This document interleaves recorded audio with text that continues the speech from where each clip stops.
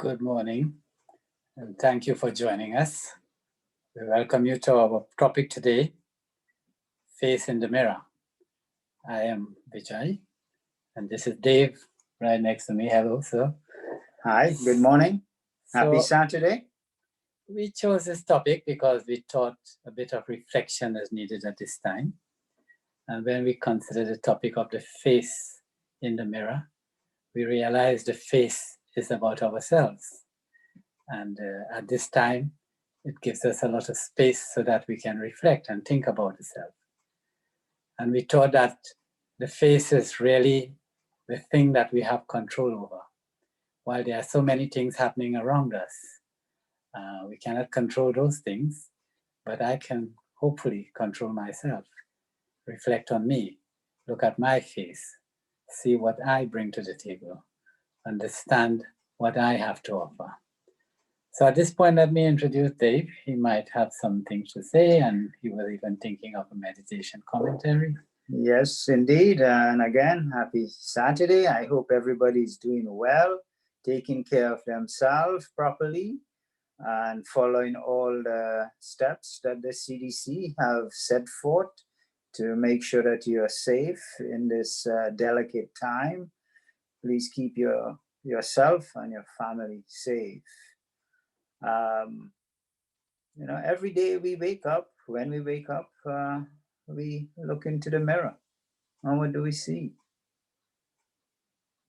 What do we see first? Do we see the features in the skin, in our face? Do we see any flaws? Do we see the day ahead? So what do we really see when we look into the mirror? So what we are going to explore today is what really is your face. Is it what you see in the mirror, or is it something deeper?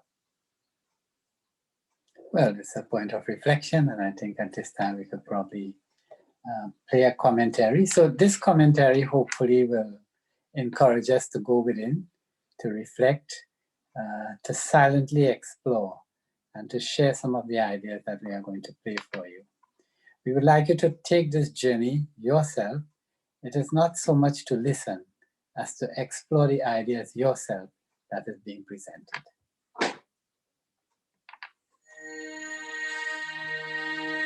Sit comfortably in your chosen meditation place.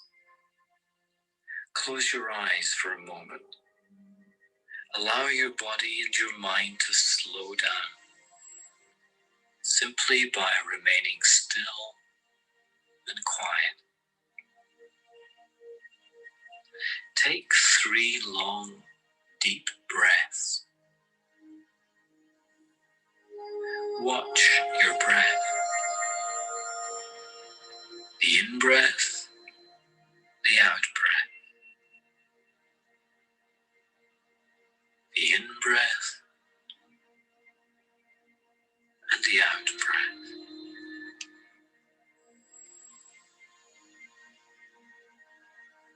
While keeping your eyes closed, take your attention down to your toes. Clench them tightly for a moment, and then relax them. Do this twice more. Then consciously relax the muscles in your toes. Work progressively but slowly up through your body, tensing and releasing and relaxing your calves, your thighs, your buttocks, stomach, chest, and arms.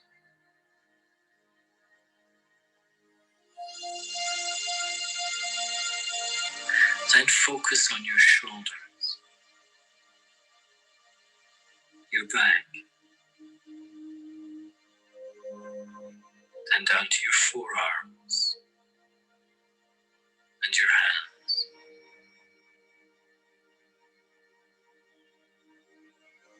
So now your whole body is relaxed. And then bring your attention to your face. Relax your jaw, your eyebrows, and your forehead.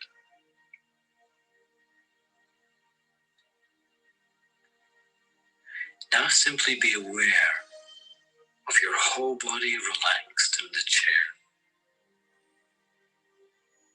and all your attention is focused in the center of your forehead. And then, with your attention solely on your thoughts, open your eyes and let your gaze rest gently on some point in front of you. You can blink if you wish. Keep your attention focused inside and allow your thoughts to float to the surface of your mind.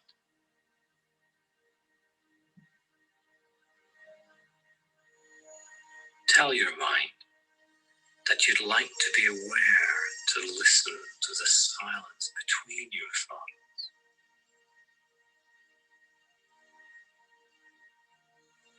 And then listen to the silence between your thoughts.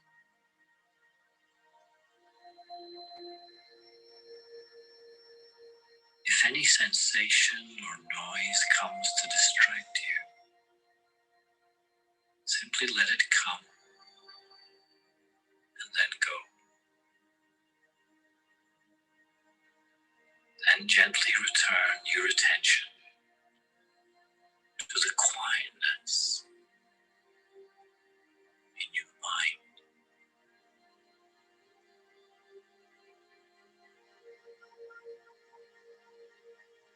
After a few minutes of this gentle inner exercise, bring your awareness back to the room and back to the here and now.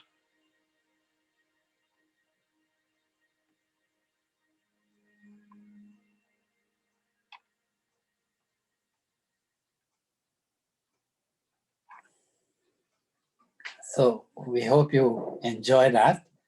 And this is the direction we were thinking of when we thought of the face in the mirror.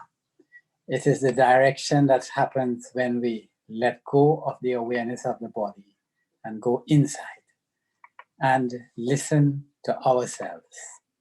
So who am I? What am I? What do I bring? This is the area of control that I have. I can think of me. I can think of my value. I could think of my goals. I could think of my objectives. And I can think of how do I want to respond to the world and to deal with the situations that is happening in front of me. So Dave is a man of business. He works, he's still working. So I want to ask him, how do you deal with what is happening now? Well, I am part of the essential service. We are still working. My company, Regency DKI, we are a property restoration company. One of our services is sanitizing and sterilizing properties, healthcare facilities, hospitals, and public places, and private places too. And I meet with the technicians sometimes. One of the things that people are really scared of what could happen, scared that it could be me. So we want to show empathy. Empathy is the first thing, amongst all the project management systems. I've found that having empathy for these people who are working, who have to work, who might have fear, is one way to deal with the stress they're going through. Yes, empathy is an important thing. I have found too that in dealing with people, that we have to give them courage. And so in an attempt to give them courage, I must have courage. Absolutely. In other words, I must not be afraid of the situation. And I have dealt with that by talking to myself and reminding myself that, look, we are not physical beings. We are not, in fact, the face in the mirror, but I am the energy behind the face in the mirror. And therefore, whatever may happen to the face in the mirror, what exists behind will continue to exist. And there's this sense of eternity, this sense of non-physical spirituality, if we want to call it that give me a kind of internal security. So that when I talk to the people who I have to talk to, I can remind them of their eternity, remind them of their divine nature, let us say, so that they are not so caught up in the short-term physical aspects of life. Yeah, indeed. So, one of my customers, a 91-year-old lady, and she has been really concerned about work and workers coming into her home. And, we have to definitely have empathy, but also, how do you radiate it? Sometimes saying it is not enough, but radiating that feeling of that you care, radiating that feeling that you're genuinely concerned that they should be safe and everything is okay. So I have to internally be that, if I could give that. I cannot give something which I don't have. It's a popular saying, but for my being, I have to know what's inside of me, what is in the mirror of my mind, what is in the mirror of my inner being. So when I was saying that, every day we wake up, when we look into the mirror, what do we see? What are the thoughts which comes in your mind when you wake up? What do you think? When I wake up, I think, well, what day is it today? I suppose. But I have tried to be silent when I wake up. I have tried not to remember the news of the day when I wake up. I have tried to detach myself and to reorganize and to find out, well, really, what am I? What is it all about? Because until this virus came, our sense of success of the world was one thing. But now it's so much social distancing, physical distancing, let me say. Okay, let's measure our distance. We should socially remain close, but physical distancing. And a lot of the support systems that we assume to be natural and normal to us no longer exist. So I really have to wake up, and I wake up alone, and I ask myself, well, what is it all about, and what do we do here? I wanted to go back, though, to the thing about the lady, the 91-year-old lady, that when you are faced with somebody who is under stress or distress of one type or another, what do you say to them? So sometimes people ask you, look, this person is having so much problems, speak to them. But what do you say to them? I have never quite figured out that. But what I do, I try to really listen, to be silent, to just be appreciative of what they are saying and what is happening to them. And I have found that this quietness and silence solves the problem to a large degree.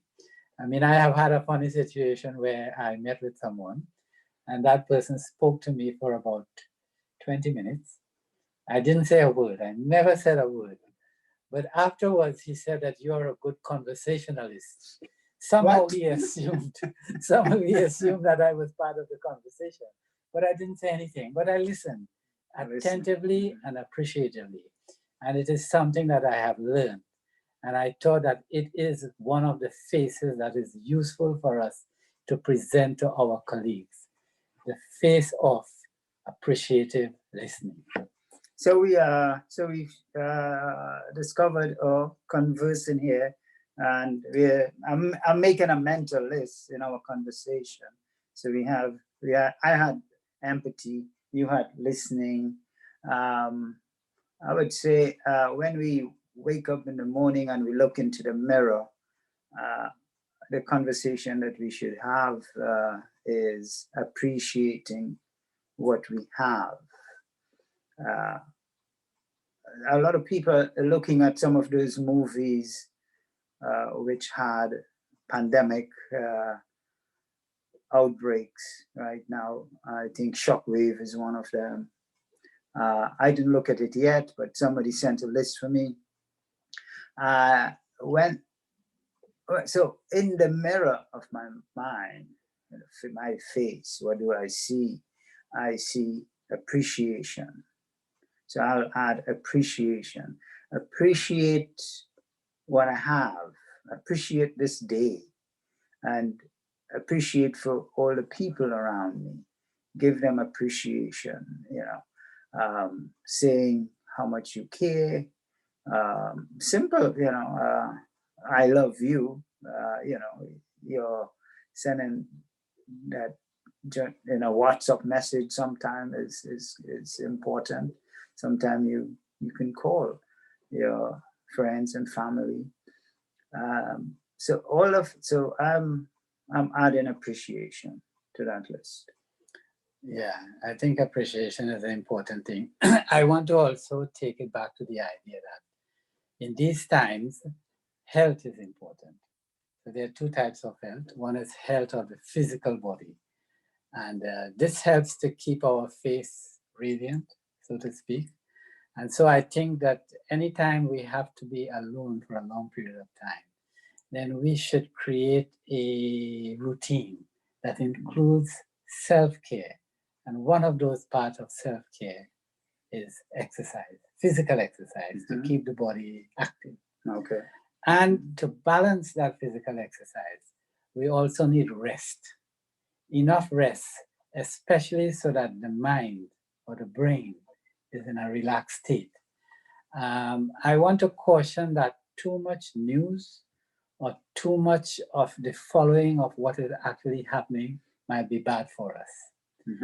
Someone said that it is the civil servant's job and the government official jobs to know what is happening and to know what the figures are and to know how far the crisis has progressed. It is our job not to be part of the crisis.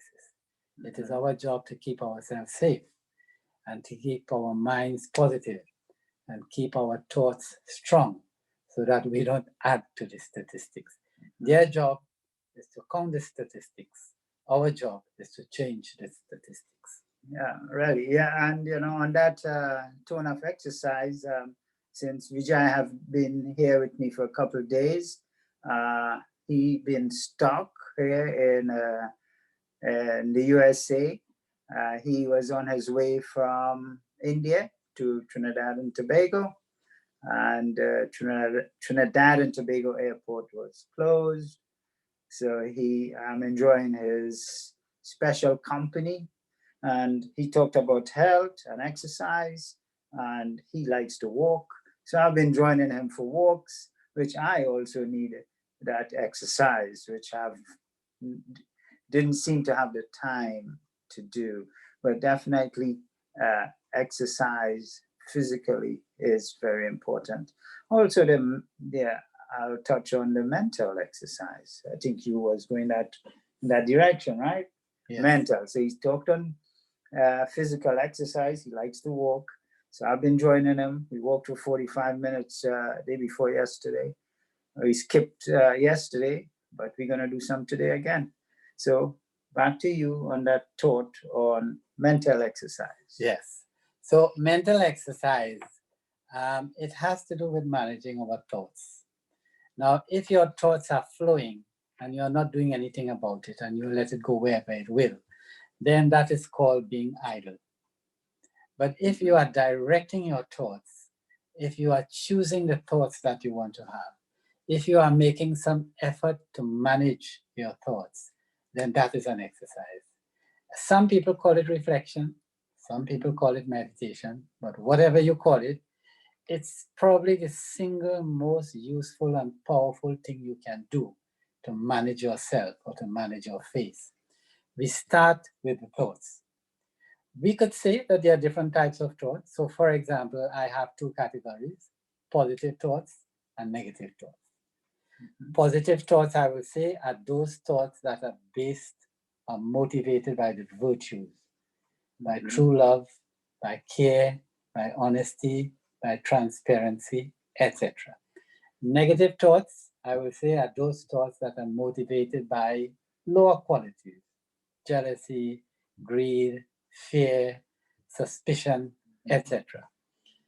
I mean, they have characteristics. For example, negative thoughts tends to be fast and furious. We get a lot of thoughts. You know, when you dislike somebody, you get a lot of ideas and a lot of thoughts and a lot of stuff. And if we ask that person, well, what do you actually like about this person? It takes us a while to think about it, to create it. So positive thoughts tend to be slower and more relaxed, and therefore more deep. Negative thoughts, fast and furious, but more shallow. So let us call them weaker. Positive thoughts, slow, silent, more deep, but they are also more satisfying. They are more fulfilling. They are more who I am. And so the exercise, the mental exercise is to keep shifting your negative into positive, to appreciate more than you dislike, to see the virtue more than you see the vice. While we know it is common that everybody could complain, but I mean, if you do what everybody else does, you will get what everybody else is getting. So if we want to achieve something different, we should try something different. Absolutely. So let's try that. Let's try some positive thinking. Okay, so what? So Vijay is what I coined the phrase mental positioning or repositioning. That's what he's saying. Because a lot of time we are faced with a situation because we face the face in the mirror. We are faced with situation, events, circumstances, and different characters because people have different traits. They might be in a bad mood. And how am I? What's my attitude? How am I feeling about somebody who has a negative frame of mind or a negative, they're in a bad mood? No, I simply use mental positioning. And Vijay has outlined some of the positive position to put your mind in. So mental positioning or repositioning is an exercise I practice a lot of time. In 1 minute you are faced with a difficult situation, and if you flow with that kind of energy in that difficult situation, then you will continue on that journey of facing difficulty and feeling difficult. To make something from difficult to easy, I use the mental positioning to move from what I'm feeling now to something different. So let me take the positive negative thought a little further. Okay. We could also say waste thoughts, and what will be opposite to waste? Let us say elevated. Okay. So waste thoughts. Now waste thoughts are thoughts of other people's business. So waste thoughts is excess news. Waste thoughts is what your neighbor is doing. Waste thoughts is all those things that we entertain ourselves with, over which we have no control. So we look at what other people are doing, what the neighbor is doing, what is happening on TV, what Trump is doing, what so many people are doing, but we don't have any control of that. Some of those do impact us, and therefore it is not waste, but the majority really do not impact us. And we, in a way, use it for entertainment. But that brings no benefit to us. In fact, it weakens us. It weakens us. And there's another danger to waste thoughts. it gets us tied up in things for which it is not our business. And it steals our energy, it steals our attention, it steals our emotion, and we get no returns to that at all. So we should be careful about waste thoughts. So one is negative, which is obviously bad, but there's also waste, which is kind of neutral. But also, if I would think of it like if every thought was worth $1, would you be, giving away all these dollars, all these thoughts, thinking about other people's business that have absolutely nothing to do with me? Advertising, so many issues that come up that I would like to categorize as waste.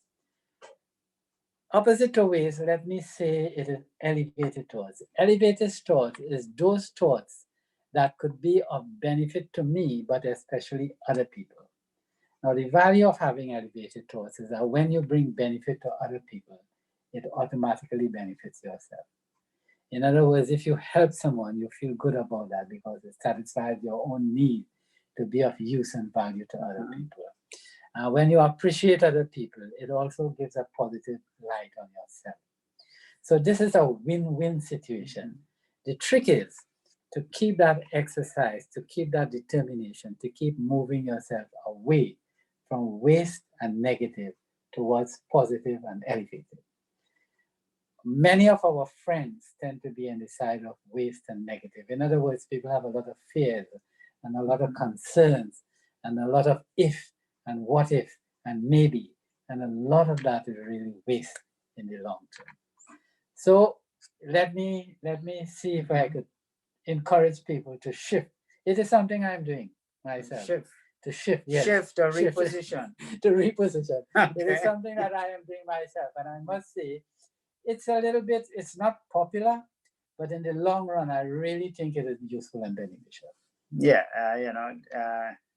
shifting, repositioning, those are very useful things to consider.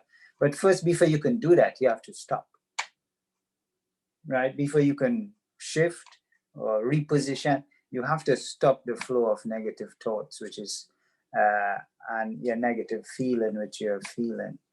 But I want to ask Vijay a question. How do you present a cheerful face all the time? I don't. I don't.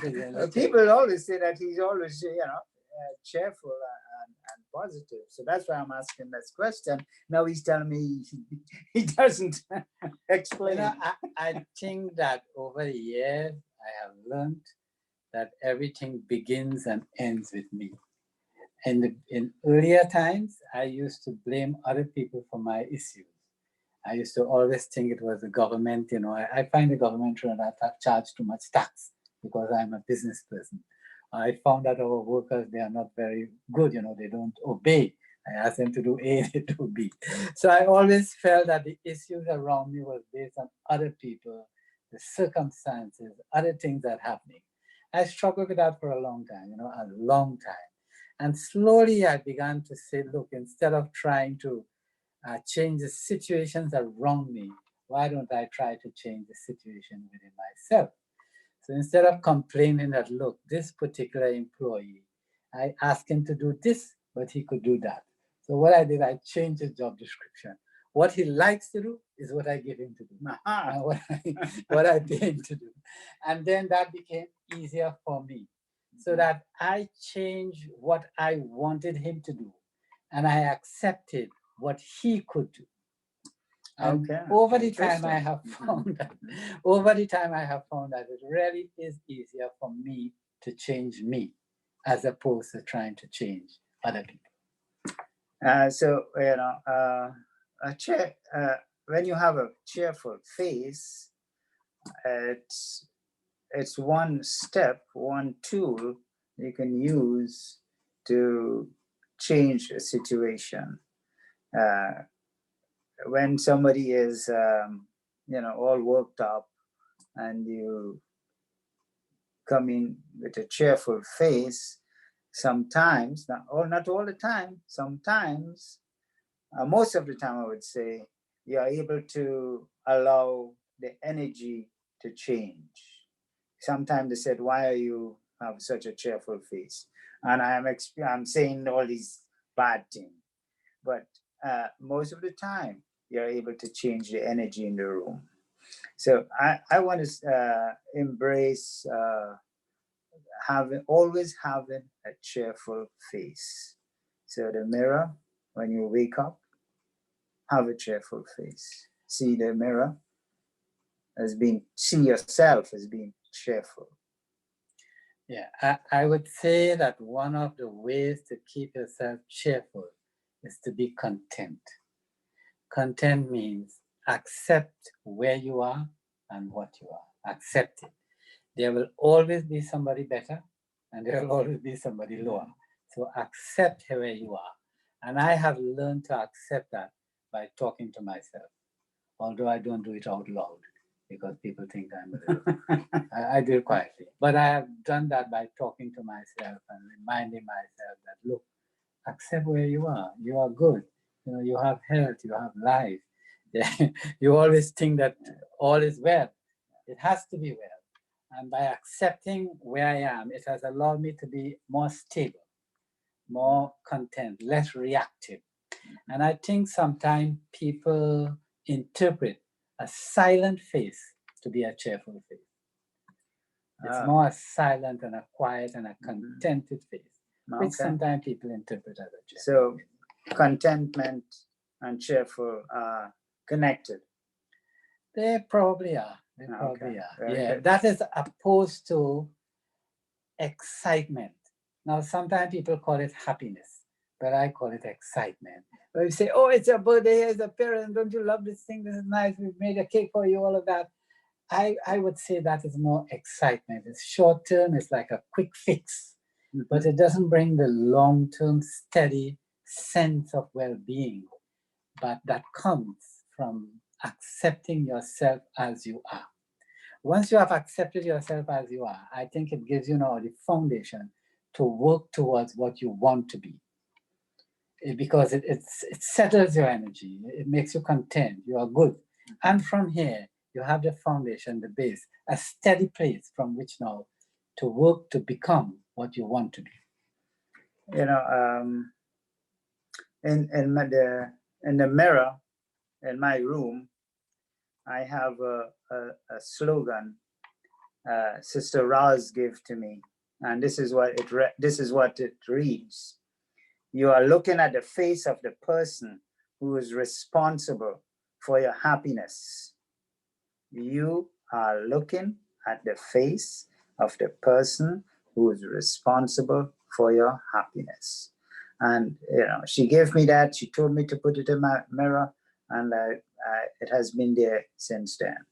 And that phrase is so important because you are responsible, not other people. You are responsible for how the way you feel. You are responsible for your attitude. Because a lot of time we play the blame game and say, well, this person shouted at me. This person defamed me. So I have to react. No, you are responsible for, I would say I am responsible for my attitude and my feeling, my happiness. Don't you agree? Yes, I think so. Also, additionally, let me say that this is an exercise. It is not that it happens. It's something that I work on and have been working on for a long time. And the change or the transformation comes in very small steps, very small steps. So it's a long-term thing where I'm continuously paying attention to myself. Any situation that happens, now I am always able to ask myself, well, what can I do? And how do I change?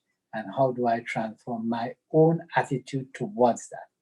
So that if the things are not working out according to what I want, it's very easy for me to change my sense of what I want to what actually happened. And then I got what I want. But the thing is that in order to do that, I have to detach myself from the results. So I don't see that my happiness is based on what type of car I have. So I detach myself from physical things. I don't see that my happiness is based from how much people appreciate me. I detach myself from those things. So I detach my sense of who I am from, as far as is possible, all things physical. Mm-hmm. And I attach the sense to that internal person, the person who wakes up in the morning. Mm-hmm. Because when I wake up, I am nothing. I am just, I am. Mm-hmm. Nothing. Mm-hmm. And in that I am, there's just a sense of quietness, especially early in the morning. Quietness, silence in your apartment, silence, peace. And so that is the person to whom I am attaching myself. Who I am a person in silence, in peace, in quiet. I have nothing, I want nothing. I am. I am. Very And interesting. therefore I continuously let go. See, I have accumulated a lot of, let me call it, false sense of me over the years. And looking at TV, looking at my neighbor, and I say, well, success means you must drive a certain car, you have to be dressed in a certain way. But over the years, I have let go. I've broken, I've disconnected myself from that type of thinking. So I think the real effort is to change how we think. Change in the way we think. Yes, the exercise of the body is easy. All right. The Okay. exercise of keeping the mind healthy is a more subtle and it requires a lot more effort. Yeah, you know, Daddy Junkie, who just passed away, when she used to go for her walk, she used to go for her walk in silence. And I suppose that she was doing a lot of that internal changing and transforming and bestowing. So as I think we are winding down in our chit chat this morning, I would want to say that every time when we wake up, we should look for joy in our journey. I like that phrase, looking for joy in your journey every single day. There's a lot of stuff happening in people's lives. There are a lot of situation. There's a lot of trauma.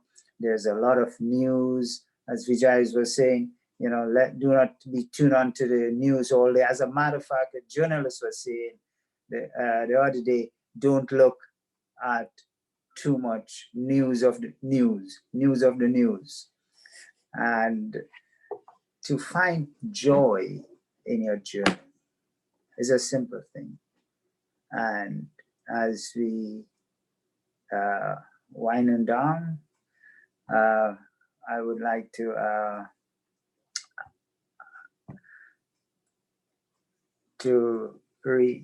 finish with some more meditation. And I really like the one which we started with. So I'll end with that same one. So let me say that the meditation is an exercise. The above exercise. Meditation is not something we listen to. Meditation is something we do. And while Brother Dave is going to play the commentary, the idea is for us to participate. The commentary is giving us some ideas that I should be thinking about. So when we meditate, I am thinking for myself. I am thinking, I am bringing my sense of imagination, my sense of creating an image, and I am also adding my sense of feeling. So think, imagine, and feel. Bring all of those three things together into the same idea or the same thought so that we can go deep and express what we think or become what we think. The entry is to think, and the end point is to feel or become what you think. We think positive things and we become positive through this process. Think, imagine, feel.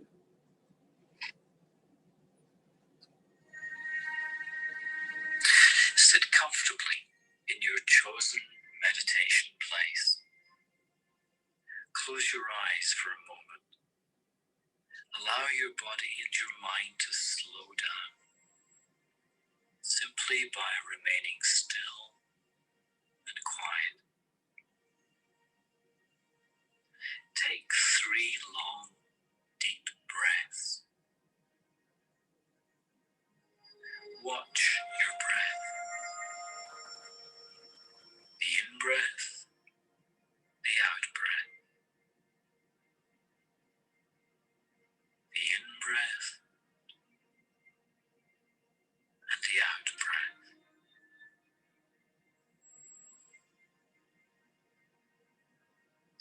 While keeping your eyes closed, take your attention down to your toes.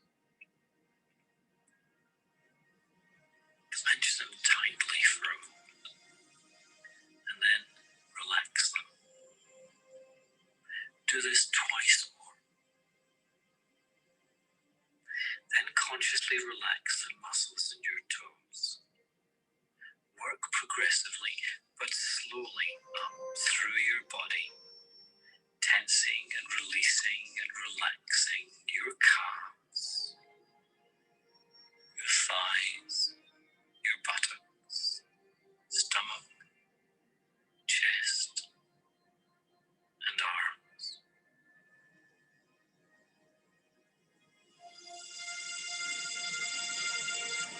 Then focus on your shoulders, your back, then down to your forearms and your hands.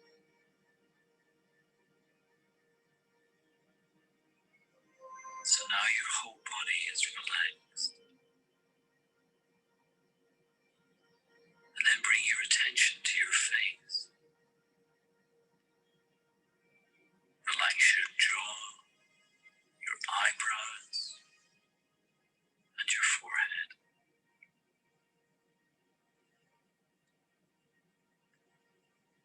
Now simply be aware of your whole body relaxed in the chair.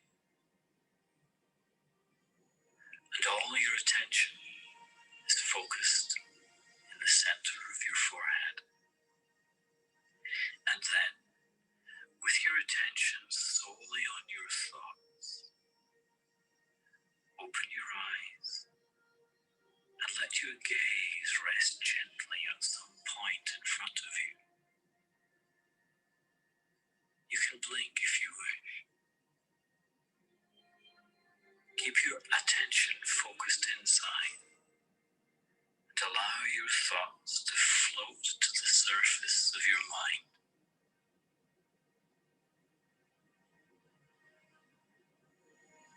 Tell your mind that you'd like to be aware to listen to the silence between your thoughts.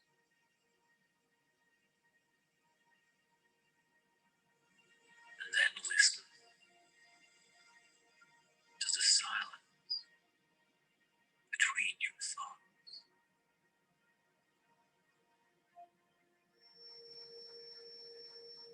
If any sensation or noise comes to distract you, simply let it come and then go. Then gently return your attention to the quietness in your mind.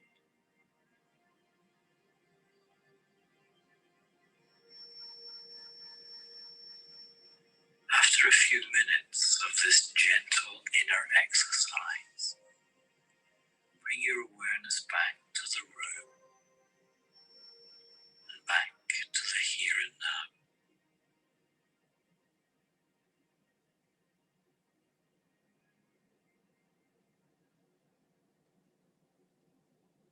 The above